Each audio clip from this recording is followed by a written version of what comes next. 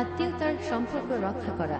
হাদিস, রাসূলুল্লাহ সাল্লাল্লাহু আলাইহি ওয়াসাল্লাম বলেছেন, যে ব্যক্তি আত্মীয়তার সম্পর্ক বজায় রাখে আল্লাহ তার জীবন দীর্ঘ করেন।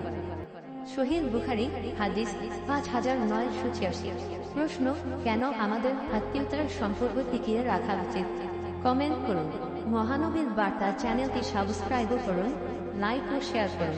নবী করিম সাল্লাল্লাহু আলাইহি ওয়াসাল্লাম বলেছেন, নম্রতা ঈমানের প্রতীক।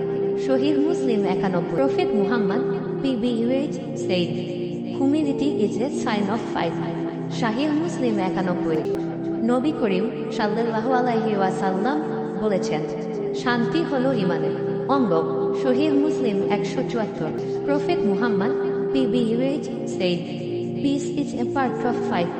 সহিহ মুসলিম 174। Prophet Muhammad PBUH said, humility is a sign of faith. Sahih Muslim 91। Prophet Muhammad PBUH said, peace is a part of faith.